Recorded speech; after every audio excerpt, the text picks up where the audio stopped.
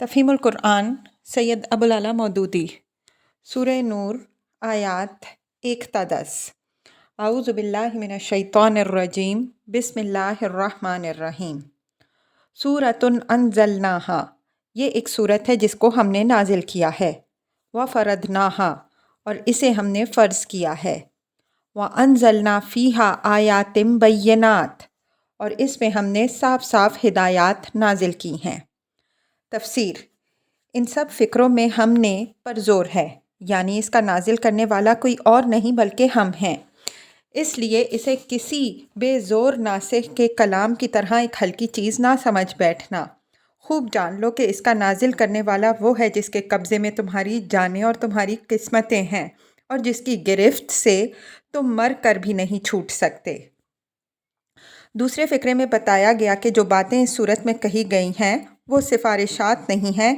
کہ آپ کا جی چاہے تو مانیں ورنہ جو کچھ چاہیں کرتے رہیں، بلکہ یہ قطعی احکامات ہیں جن کی پیروی کرنا لازم ہے۔ اگر مومن اور مسلم ہو تو تمہارا فرض ہے کہ ان کے مطابق عمل کرو۔ تیسرے فقرے میں بتایا گیا ہے کہ جو ہدایات اس صورت میں دی جا رہی ہیں ان میں کوئی ابہام نہیں ہے، صاف صاف اور کھلی کھلی ہدایات ہیں جن کے متعلق تم یہ عذر نہیں کر سکتے کہ فلاں بات ہماری سمجھ میں نہیں آئی تھی تو ہم عمل کیسے کرتے۔ بس یہ اس فرمان مبارک کی تمہید پری ایمبل ہے جس کے بعد احکام شروع ہو جاتے ہیں۔ اس تمہید کا انداز بیان خود بتا رہا ہے کہ سورہ نور کے احکام کو اللہ تعالیٰ کتنی اہمیت دے کر پیش کر رہا ہے۔ کسی دوسری احکامی صورت کا دیباچہ اتنا پرزور نہیں ہے۔ لعلکم تذکرون، شاید کہ تم سبق حاصل کرو۔ الزانیۃ والزانی فاجلدوا کل واحد منہما مئۃ جلدہ، زانیہ عورت اور زانی مرد دونوں میں سے ہر ایک کو 100 کوڑے مارو۔ تفسیر: اس مسئلے کے بہت سے قانونی، اخلاقی اور تاریخی پہلو تشریح طلب ہیں جن کو اگر تفصیل کے ساتھ بیان نہ کیا جائے تو موجودہ زمانے میں ایک آدمی کے لیے اس تشریع الہی کا سمجھنا مشکل ہوتا جاتا ہے۔ اس لیے ذیل میں ہم اس کے مختلف پہلوؤں پر سلسلہ وار روشنی ڈالیں گے۔ نمبر 1، زنا کا عام مفہوم جس سے ہر شخص واقف ہے یہ ہے کہ ایک مرد اور ایک عورت بغیر اس کے کہ ان کے درمیان جائز رشتہ زن شو ہو، باہم مباشرت کا ارتکاب کریں۔ اس فعل کا اخلاقاً برا ہونا یا مذہباً گناہ ہونا یا معاشرتی حیثیت سے معیوب اور قابل اعتراض ہونا ایک ایسی چیز ہے جس پر قدیم ترین زمانے سے آج تک تمام انسانی معاشرے متفق رہے ہیں، اور اس میں بجز ان متفرق لوگوں کے جنہوں نے اپنی عقل کو اپنی نفس پرستی کے تابع کر دیا یا جنہوں نے خبتی پن کی اپج کو فلسفہ طرازی سمجھ رکھا ہے، کسی نے آج تک اختلاف نہیں کیا۔ اس عالمگیر اتفاق رائے کی وجہ یہ ہے کہ انسانی فطرت خود زنا کی حرمت کا تقاضا کرتی ہے۔ نوع انسانی کا بقا اور انسانی تمدن کا قیام دونوں اس بات پر منحصر ہیں کہ عورت اور مرد محض لطف اور لذت کے لیے ملنے اور پھر الگ ہو جانے میں آزاد نہ ہوں، بلکہ ہر جوڑے کا باہمی تعلق ایک ایسے مستقل اور پائیدار عہد وفا پر استوار ہو جو معاشرے میں معلوم و معروف بھی ہو اور جسے معاشرے کی ضمانت بھی حاصل ہو۔ اس کے بغیر انسانی نسل ایک دن کے لیے بھی نہیں چل سکتی، کیونکہ انسان کا بچہ اپنی زندگی اور اپنے انسانی نشو و نما کے لیے کئی برس کی درد مندانہ نگہداشت اور تربیت کا محتاج ہوتا ہے، اور تنہا عورت اس بار کو اٹھانے کے لیے کبھی تیار نہیں ہو سکتی جب تک کہ وہ مرد اس کے ساتھ نہ ہو جو اس بچے کے وجود میں آنے کا سبب بنا ہو۔ اسی طرح اس معاہدے کے بغیر انسانی تمدن بھی برقرار نہیں رہ سکتا، کیونکہ تمدن کی تو پیدائش ہی ایک مرد اور ایک عورت کے مل کر رہنے، ایک گھر اور ایک خاندان وجود میں لانے اور پھر خاندانوں کے درمیان رشتے اور رابطے پیدا ہونے سے ہوئی ہے۔ اگر عورت اور مرد گھر اور خاندان کی تخلیق سے قطع نظر کر کے محض لطف و لذت کے لیے آزادانہ ملنے لگیں تو سارے انسان بکھر جائیں گے۔ اجتماعی زندگی کی جڑ کٹ جائے گی اور وہ بنیاد ہی باقی نہ رہے گی جس پر تہذیب و تمدن کی یہ عمارت اٹھی ہے۔ ان وجوہ سے عورت اور مرد کا ایسا آزادانہ تعلق جو کسی معلوم و معروف اور مسلم عہد وفا پر مبنی نہ ہو، انسانی فطرت کے خلاف ہے۔ انہی وجوہ سے انسان اس کو ہر زمانے میں ایک سخت عیب، ایک بڑی بد اخلاقی اور مذہبی اصطلاح میں ایک شدید گناہ سمجھتا ہے۔ انہی وجوہ سے ہر زمانے میں انسانی معاشروں نے نکاح کی ترویج کے ساتھ ساتھ زنا کے سدِ باب کی بھی کسی نہ کسی طور پر ضرور کوشش کی ہے۔ البتہ اس کوشش کی شکلوں میں مختلف قوانین اور اخلاقی، تمدنی اور مذہبی نظاموں میں فرق رہا ہے، جس کی بنیاد دراصل اس فرق پر ہے کہ نوع اور تمدن کے لیے زنا کے نقصان دہ ہونے کا شعور کہیں کم ہے اور کہیں زیادہ، کہیں واضح ہے اور کہیں دوسرے مسائل سے الجھ کر رہ گیا ہے۔ نمبر 2، زنا کی حرمت پر متفق ہونے کے بعد اختلاف جس امر میں ہوا وہ اس کے جرم یعنی قانوناً ملزم سزا ہونے کا مسئلہ ہے، اور یہی وہ مقام ہے جہاں سے اسلام اور دوسرے مذاہب اور قوانین کا اختلاف شروع ہوتا ہے۔ انسانی فطرت سے قریب جو معاشرے رہے ہیں انہوں نے ہمیشہ زنا یعنی عورت اور مرد کے ناجائز تعلق کو بجائے خود ایک جرم سمجھا ہے اور اس کے لیے سخت سزائیں رکھی ہیں، لیکن جوں جوں انسانی معاشروں کو تمدن خراب کرتا گیا ہے، رویہ نرم ہوتا چلا گیا ہے۔ اس معاملے میں اولین تساہل جس کا ارتکاب بالعموم کیا گیا یہ تھا کہ محض زنا، فورنیکیشن اور زنا بزن غیر، اڈلٹری میں فرق کر کے اول الذکر کو ایک معمولی سی غلطی اور صرف مؤخر الذکر کو جرم میں ملتزم سزا قرار دیا جائے۔ محض زنا کی تعریف جو مختلف قوانین میں پائی جاتی ہے وہ یہ ہے کہ کوئی مرد خواہ وہ کنوارا ہو یا شادی شدہ کسی ایسی عورت سے مباشرت کرے جو کسی دوسرے شخص کی بیوی نہ ہو۔ اس تعریف میں اصل اعتبار مرد کی حالت کا نہیں بلکہ عورت کی حالت کا کیا گیا ہے۔ عورت اگر بے شوہر ہے تو اس سے مباشرت محض زنا ہے، قطع نظر اس سے کہ مرد بیوی رکھتا ہو یا نہ رکھتا ہو۔ قدیم مصر، بابل، شور اور ہندوستان کے قوانین میں اس کی سزا بہت ہلکی تھی۔ اسی قاعدے کو یونان اور روم نے اختیار کیا اور اسی سے آخر کار یہودی بھی متاثر ہو گئے۔ بائبل میں یہ صرف ایک ایسا قصور ہے جس پر مرد پر محض مالی تاوان واجب آتا ہے۔ کتاب خروج میں اس کے متعلق جو حکم ہے اس کے الفاظ یہ ہیں: اگر کوئی آدمی کسی کنواری کو جس کی نسبت یعنی منگنی نہ ہوئی ہو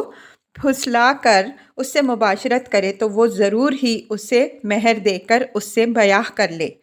لیکن اگر اس کا باپ ہرگز راضی نہ ہو کہ اس لڑکی کو اسے دے تو وہ کنواریوں کے مہر کے موافق یعنی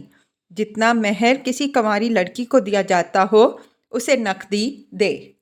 باب 22 آیات 16 تا 17۔ کتاب استثناء میں یہی حکم ذرا مختلف الفاظ میں بیان ہوا ہے اور پھر تصریح کی گئی ہے کہ مرد سے لڑکی کے باپ کو 50 مثقال چاندی تقریباً 55 روپے تاوان دلوایا جائے۔ باب 22 آیات 28 تا 29۔ البتہ اگر کوئی شخص کاہن یعنی پروہت پریسٹ کی بیٹی سے زنا کرے تو اس کے لیے یہودی قانون میں پھانسی کی سزا ہے اور لڑکی کے لیے زندہ جلانے کی۔ یہ تخیل ہندوؤں کے تخیل سے کسی قدر مشابہ ہے۔ اس کا اندازہ کرنے کے لیے کی دھرم شاستر سے مقابلہ کر کے دیکھیے۔ وہاں لکھا ہے کہ جو شخص اپنی ذات کی کنواری لڑکی سے اس کی رضامندی کے ساتھ زنا کرے وہ کسی سزا کا مستحق نہیں۔ لڑکی کا باپ راضی ہو تو وہ اس کو معاوضہ دے کر شادی کر لے۔ البتہ اگر لڑکی اونچی ذات کی ہو اور مرد نیچ ذات کا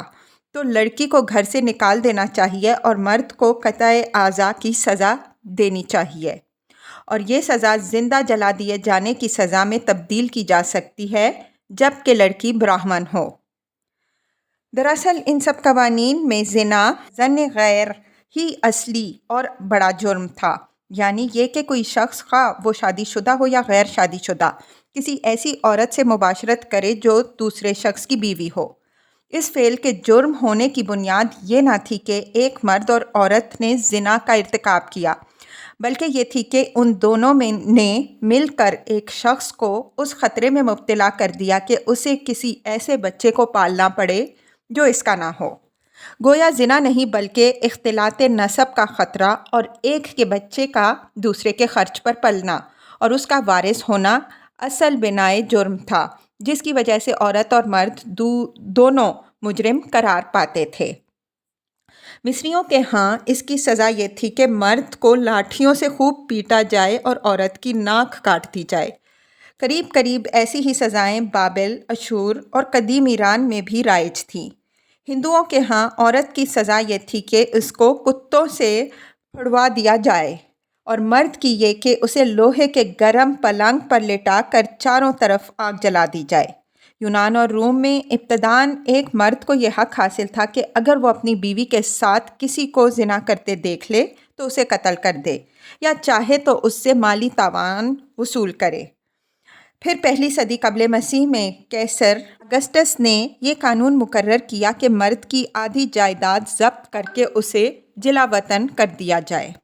عورت کا آدھا مہر ساقط اور اس کی جائیداد کا تیسرا حصہ ضبط کر کے اسے بھی مملکت کے کسی دور دراز حصے میں بھیج دیا جائے۔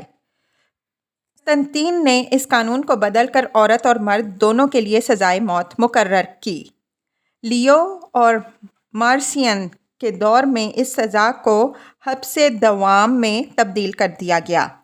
پھر قیصر جنین نے اس میں مزید تخفیف کر کے یہ قاعدہ مقرر کیا کہ عورت کو کوڑوں سے پیٹ کر کسی راہب خانے میں ڈال دیا جائے اور اس کے شوہر کو یہ حق دیا جائے کہ چاہے تو 2 سال کے اندر اسے نکلوا لے ورنہ ساری عمر وہیں پڑا رہنے دے۔ یہودی قانون میں زنا بزن غیر کے متعلق جو احکام پائے جاتے ہیں وہ یہ ہیں: اگر کوئی ایسی عورت سے صحبت کرے جو لونڈی اور کسی شخص کی منگیتر ہو اور نہ تو اس کا فدیہ ہی دیا گیا ہو اور نہ وہ آزاد کی گئی ہو تو ان دونوں کو سزا ملے، لیکن وہ جان سے نہ مارے جائیں، اس لیے کہ وہ عورت آزاد نہ تھی۔ احبار باب 19 آیت 20۔ جو شخص دوسرے کی بیوی یعنی اپنے ہمسائے کی بیوی سے زنا کرے وہ زانی اور زانیہ دونوں ضرور جان سے مار دیے جائیں۔ احبار باب 20 آیت 10۔ اگر کوئی مرد کسی شوہر والی عورت سے زنا کرتے پکڑا جائے تو وہ دونوں مار ڈالے جائیں۔ استثناء باب 22 آیت 22۔ اگر کوئی کنواری لڑکی کسی شخص سے منسوب ہو گئی ہو یعنی اس کی منگنی ہو اور کوئی دوسرا آدمی اسے شہر میں پا کر اس سے صحبت کرے تو تم ان دونوں کو اس شہر کے پھاٹک سے نکال لانا اور ان کو تم سنگسار کر دینا کہ وہ مر جائیں۔ لڑکی کو اس لیے کہ وہ شہر میں ہوتے ہوئے نہ چلائی اور مرد کو اس لیے کہ اس نے اپنے ہمسائے کی بیوی کو بے حرمت کیا۔ پر اگر اس آدمی کو وہی لڑکی جس کی نسبت ہو چکی ہو کسی میدان یا کھیت میں مل جائے اور وہ آدمی جبراً اس سے صحبت کرے تو فقط وہ آدمی ہی جس نے صحبت کی مار ڈالا جائے، پر اس لڑکی سے کچھ نہ کرنا۔ استثناء باب 22 آیات 23 تا 26۔ لیکن حضرت عیسیٰ علیہ السلام کے عہد سے بہت پہلے یہودی علماء، فقہاء، امراء اور عوام سب اس قانون کو عملاً منسوخ کر چکے تھے۔ یہ اگرچہ بائبل میں لکھا ہوا تھا اور خدائی حکم اسی کو سمجھا جاتا تھا، مگر اسے عملاً نافذ کرنے کا کوئی روادار نہ تھا، حتیٰ کہ یہودیوں کی تاریخ میں اس کی کوئی نظیر تک نہ پائی جاتی تھی کہ یہ حکم کبھی نافذ کیا گیا ہو۔ حضرت عیسیٰ علیہ السلام جب دعوت حق لے کر اٹھے اور علماء یہود نے دیکھا کہ اس سیلاب کو روکنے کی کوئی تدبیر کارگر نہیں ہو رہی ہے تو وہ ایک چال کے طور پر ایک زانیہ عورت کو آپ کے پاس پکڑ لائے اور کہا، اس کا فیصلہ فرمائیے۔ یوحنا باب 8 آیات 1 تا 11۔ اس سے ان کا مقصود یہ تھا کہ حضرت عیسیٰ علیہ السلام کو کنویں یا کھائی دونوں میں سے کسی ایک میں کودنے پر مجبور کر دیں۔ اگر آپ رجم کے سوا کوئی اور سزا تجویز کریں تو آپ کو یہ کہہ کر بدنام کیا جائے کہ لیجئے یہ نرالے پیغمبر صاحب تشریف لائے ہیں جنہوں نے دنیاوی مصلحتوں کی خاطر خدائی قانون بدل ڈالا، اور اگر آپ رجم کا حکم دیں تو ایک طرف رومی قانون سے آپ کو ٹکرا دیا جائے اور دوسری طرف قوم سے کہا جائے کہ مانو ان پیغمبر صاحب کو، دیکھ لینا اب تورات کی پوری شریعت تمہاری پیٹھوں اور جانوں پر برسے گی۔ لیکن حضرت عیسیٰ علیہ السلام نے ایک ہی فقرے میں ان کی چال کو انہی پر الٹ دیا۔ آپ نے فرمایا، تم میں سے جو خود پاک دامن ہو وہ آگے بڑھ کر اسے پتھر مارے۔ یہ سنتے ہی فقیہوں کی ساری بھیڑ چھٹ گئی، ایک ایک منہ چھپا کر رخصت ہو گیا اور حاملان شرائع متین کی اخلاقی حالت بالکل برہنہ ہو کے رہ گئی۔ پھر جب عورت تنہا کھڑی رہ گئی تو آپ نے اسے نصیحت فرمائی اور توبہ کرا کے رخصت کر دیا، کیونکہ نہ آپ قاضی تھے کہ اس کے مقدمے کا فیصلہ کرتے، نہ اس پر کوئی شہادت قائم ہوئی تھی اور نہ کوئی اسلامی حکومت قانون الہی نافذ کرنے کے لیے موجود تھی۔ حضرت عیسیٰ علیہ السلام کے اس واقعے سے اور آپ کے چند اور متفرق اقوال سے جو مختلف مواقع پر آپ نے ارشاد فرمائے، عیسائیوں نے غلط استنباط کر کے زنا کے جرم کا ایک اور تصور قائم کر لیا۔ ان کے ہاں زنا اگر غیر شادی شدہ مرد غیر شادی شدہ عورت سے کرے تو یہ گناہ تو ہے مگر جرم ملتزم سزا نہیں، اور اگر اس فعل کا کوئی ایک حریف خواہ وہ عورت ہو یا مرد، شادی شدہ ہو یا دونوں شادی شدہ ہوں تو یہ جرم ہے، مگر اس کو جرم بنانے والی چیز دراصل عہد شکنی ہے، نہ کہ محض زنا۔ ان کے نزدیک جس نے بھی شادی شدہ ہو کر زنا کا ارتکاب کیا وہ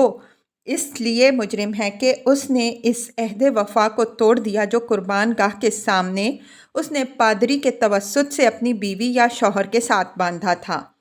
مگر اس جرم کی کوئی سزا اس کے سوا نہیں ہے کہ زانی مرد کی بیوی اپنے شوہر کے خلاف بے وفائی کا دعویٰ کر کے تفریق کی ڈگری حاصل کر لے، اور زانیہ عورت کا شوہر ایک طرف اپنی بیوی پر دعویٰ کر کے تفریق کی ڈگری لے اور دوسری طرف اس شخص سے بھی تاوان لینے کا حقدار ہو جس نے اس کی بیوی کو خراب کیا۔ بس یہ سزا ہے جو مسیحی قانون شادی شدہ زانیوں اور زانیات کو دیتا ہے، اور مطلب یہ ہے کہ یہ سزا بھی دو دھاری تلوار ہے۔ اگر ایک عورت اپنے شوہر کے خلاف بے وفائی کا دعویٰ کر کے تفریق کی ڈگری حاصل کر لے تو وہ بے وفا شوہر سے تو نجات حاصل کر لے گی، لیکن مسیحی قانون کی روح سے پھر وہ عمر بھر کوئی دوسرا نکاح نہ کر سکے گی، اور ایسا ہی حشر اس مرد کا بھی ہوگا جو بیوی پر بے وفائی کا دعویٰ کر کے تفریق کی ڈگری لے، کیونکہ مسیحی قانون اس کو بھی نکاح ثانی کا حق نہیں دیتا۔ گویا زوجین میں سے جس کو بھی تمام عمر راہب بن کر رہنا ہو وہ اپنے شریک زندگی کی بے وفائی کا شکوہ مسیحی عدالت میں لے جائے۔ موجودہ زمانے کے مغربی قوانین جن کی پیروی اب خود مسلمانوں کے بھی بیشتر ممالک کر رہے ہیں، انہی مختلف تصورات پر مبنی ہیں۔ ان کے نزدیک زنا عیب یا بد اخلاقی یا گناہ جو کچھ بھی ہو، جرم بہرحال نہیں ہے۔ اسے اگر کوئی چیز جرم بنا سکتی ہے تو وہ جبر ہے، جبکہ فریق ثانی کی مرضی کے خلاف زبردستی اس سے مباشرت کی جائے۔ رہا کسی شادی شدہ مرد کا ارتکاب زنا تو وہ اگر وجہ شکایت ہے تو اس کی بیوی کے لیے ہے، وہ چاہے تو اس کا ثبوت دے کر طلاق حاصل کر لے، اور زنا کی مرتکب اگر شادی شدہ عورت ہے تو اس کے شوہر کو نہ صرف اس کے خلاف بلکہ زانی مرد کے خلاف بھی وجہ شکایت پیدا ہوتی ہے، اور دونوں پر دعویٰ کر کے وہ بیوی سے طلاق اور زانی مرد سے تاوان وصول کر سکتا ہے۔ نمبر 3، اسلامی قانون ان سب تصورات کے برعکس زنا کو بجائے خود ایک جرم ملتزم سزا قرار دیتا ہے، اور شادی شدہ ہو کر زنا کرنا اس کے نزدیک جرم کی شدت کو اور زیادہ بڑھا دیتا ہے، نہ اس بنا پر کہ مجرم نے کسی سے عہد شکنی کی یا کسی دوسرے کے بستر پر دست درازی کی، بلکہ اس بنا پر کہ اس کے لیے اپنی خواہشات کو پورا کرنے کے لیے ایک جائز ذریعہ موجود تھا اور پھر بھی اس نے ناجائز ذریعہ اختیار کیا۔ اسلامی قانون زنا کو اس نقطۂ نظر سے دیکھتا ہے کہ یہ وہ فعل ہے جس کی اگر آزادی ہو جائے تو ایک طرف نوع انسانی کی اور دوسری طرف تمدن انسانی کی جڑ کٹ جائے۔ نو کی بقا اور تمدن کے قیام دونوں کے لیے ناگزیر ہے کہ عورت اور مرد کا تعلق صرف قانون کے مطابق قابل اعتماد رابطے تک محدود ہو، اور اسے محدود رکھنا ممکن نہیں ہے اگر اس کے ساتھ ساتھ آزادانہ تعلق کی بھی کھلی گنجائش موجود رہے، کیونکہ گھر اور خاندان کی ذمہ داریوں کا بوجھ سنبھالے بغیر جہاں لوگوں کو خواہشات نفس کی تسکین کے مواقع حاصل رہیں، وہاں ان سے توقع نہیں کی جا سکتی کہ انہی خواہشات کی تسکین کے لیے وہ پھر اتنی بھاری ذمہ داریوں کا بوجھ اٹھانے پر آمادہ ہوں گے۔ یہ ایسا ہی ہے جیسے ریل میں بیٹھنے کے لیے ٹکٹ کی شرط بے معنی ہے اگر بلا ٹکٹ سفر کرنے کی آزادی بھی لوگوں کو حاصل رہے۔ ٹکٹ کی شرط اگر ضروری ہے تو اسے مؤثر بنانے کے لیے بلا ٹکٹ سفر کو جرم ہونا چاہیے۔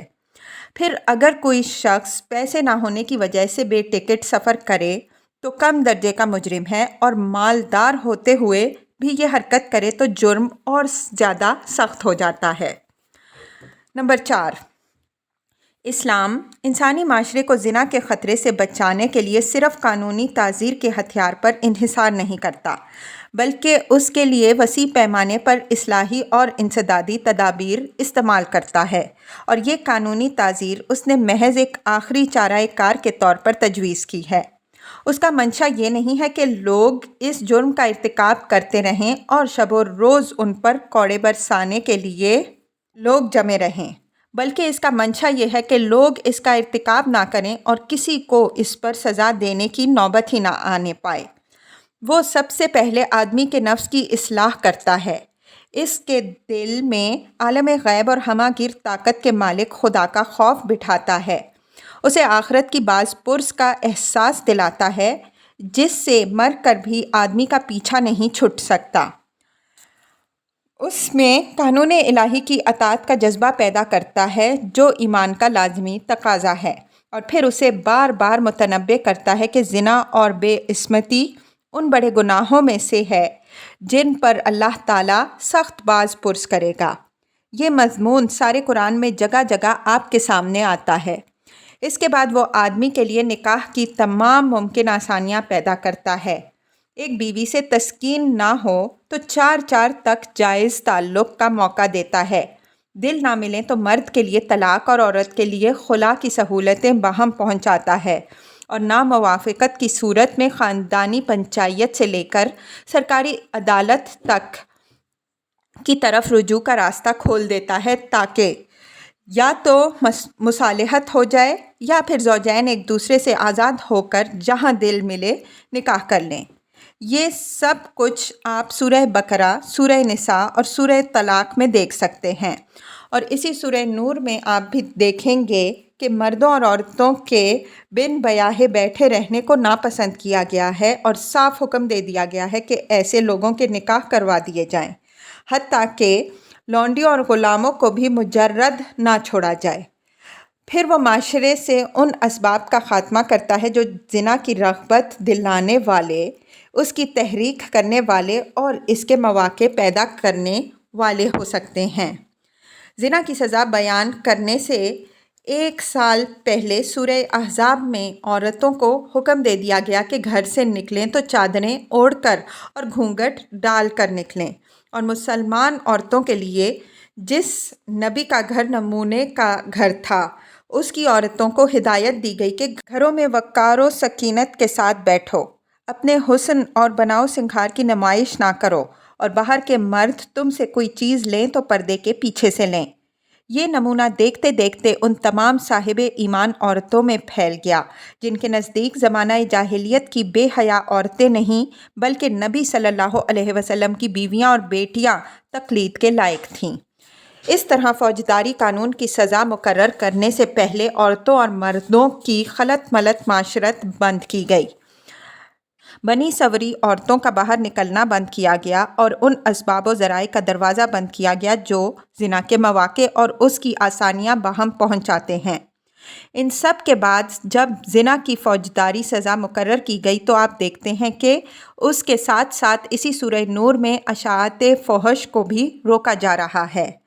قباح گری، پروسٹیکیوشن کی قانونی بندش بھی کی جا رہی ہے، عورتوں اور مردوں پر بدکاری کے بے ثبوت الزام لگانے اور ان پر چرچے کرنے کے لیے بھی سخت سزا تجویز کی جا رہی ہے۔ غض بصر کا حکم دے کر نگاہوں پر پہرے بھی بٹھائے جا رہے ہیں تاکہ دیدہ بازی سے حسن پرستی تک اور حسن پرستی سے عشق بازی تک کی نوبت نہ آئے۔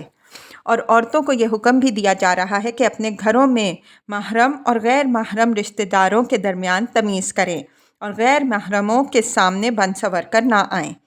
اس سے آپ اس پوری اصلاحی اسکیم کو سمجھ سکتے ہیں جس کے ایک جز کے طور پر زنا کی قانونی سزا مقرر کی گئی ہے۔ یہ سزا اس لیے ہے کہ تمام داخلی و خارجی تدابیر اصلاح کے باوجود جو شریر النفس لوگ کھلے ہوئے جائز مواقع کو چھوڑ کر ناجائز طریقے سے اپنی خواہش نفس پوری کرنے پر اصرار کریں،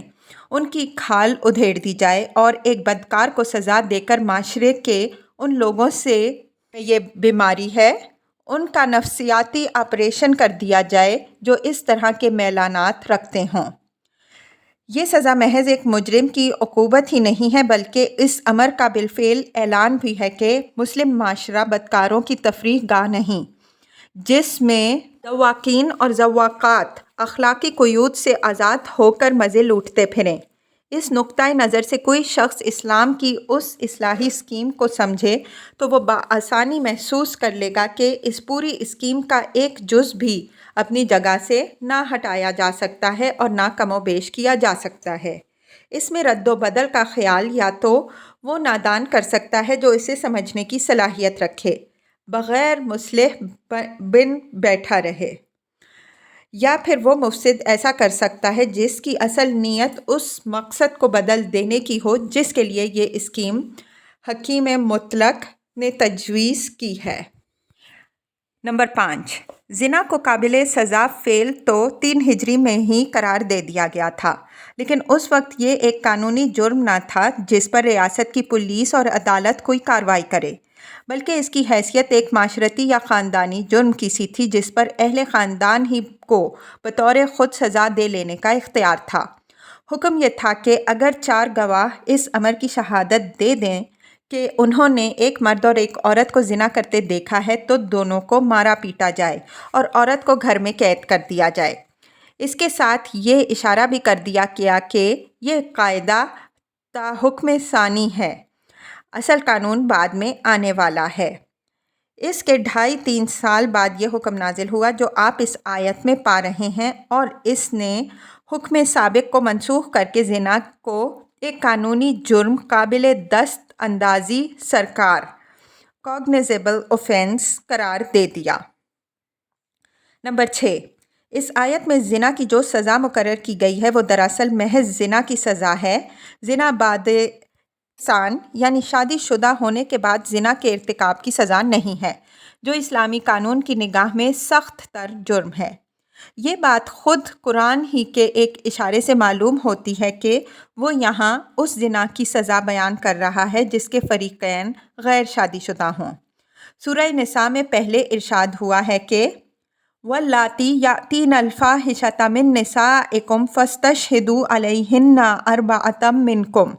فإن شہدوا فامسکوہن فی البیوت حتی یتوفاہن الموت او یجعل اللہ لہن سبیلا۔ آیت 15، تمہاری عورتوں میں سے جو بدکاری کی مرتکب ہوں ان پر اپنے میں سے 4 آدمیوں کی گواہی لو، اور اگر وہ گواہی دے دیں تو ان کو گھروں میں بند رکھو یہاں تک کہ انہیں موت آ جائے یا اللہ ان کے لیے کوئی راستہ نکال دے۔ اس کے بعد تھوڑی دور آگے چل کر پھر فرمایا وَمَن لَّمْ يَسْتَطِعْ مِنكُمْ طَوْلًا أَن يَنكِحَ الْمُحْصَنَاتِ الْمُؤْمِنَاتِ فَمِمَّا مَلَكَتْ أَيْمَانُكُم مِّن فَتَيَاتِكُمُ الْمُؤْمِنَاتِ إِلَىٰ فَإِذَا أُحْصِنَّ فَإِنْ أَتَيْنَ بِفَاحِشَةٍ فَعَلَيْهِنَّ نِصْفُ مَا عَلَى الْمُحْصَنَاتِ مِنَ الْعَذَابِ۔ آیت 25، اور تم میں سے جو لوگ اتنی مقدرت نہ رکھتے ہوں کہ مومنوں میں سے محسنات کے ساتھ نکاح کریں تو وہ تمہاری مومن لونڈیوں سے نکاح کر لیں۔ آگے تک پھر اگر وہ لونڈیاں محسنہ ہو جانے کے بعد کسی بدچلنی کی مرتکب ہوں تو ان پر اس سزا کی بنسبت آدھی سزا ہے جو محسنات کو ایسے جرم پر دی جائے گی۔ ان میں سے پہلی آیت میں توقع دلائی گئی ہے کہ زانیہ عورتیں جن کو سرے دست قید کرنے کا حکم دیا جا رہا ہے ان کے لیے اللہ تعالیٰ بعد میں کوئی سبیل پیدا کرے گا۔ اس سے معلوم ہوا کہ سورہ نور کا یہ دوسرا حکم وہی چیز ہے جس کا وعدہ سورہ نساء کی مذکورہ بالا آیت میں کیا گیا تھا۔ دوسری آیت میں شادی شدہ لونڈی کے ارتکاب زنا کی سزا بیان کی گئی ہے۔ یہاں ایک ہی آیت اور ایک ہی سلسلہ بیان میں دو جگہ محسنات کا لفظ استعمال ہوا ہے اور لا محالہ یہ ماننا پڑے گا کہ دونوں جگہ اس کے ایک ہی معنی ہیں۔ اب آغاز کے فقرے کو دیکھیے تو وہاں کہا جا رہا ہے کہ جو لوگ محسنات سے نکاح کرنے کی مقدرت نہ رکھتے ہوں، ظاہر ہے کہ اس سے مراد شادی شدہ عورت نہیں ہو سکتی بلکہ ایک آزاد خاندان کی بن بیاہی عورت ہی ہو سکتی ہے۔ اس کے بعد اختتام کے فقرے میں فرمایا جاتا ہے کہ لونڈی منکوحہ ہونے کے بعد اگر زنا کرے تو اس کو اس کی سزا آدھی سزا دی جائے جو محسنات کو اس جرم پر ملنی چاہیے۔ سیاق عبارت صاف بتاتا ہے کہ اس فقرے میں بھی محسنات کے معنی وہی ہیں جو پہلے فقرے میں تھے، یعنی شادی شدہ عورت نہیں بلکہ آزاد خاندان کی حفاظت میں رہنے والی بن بیاہی عورت۔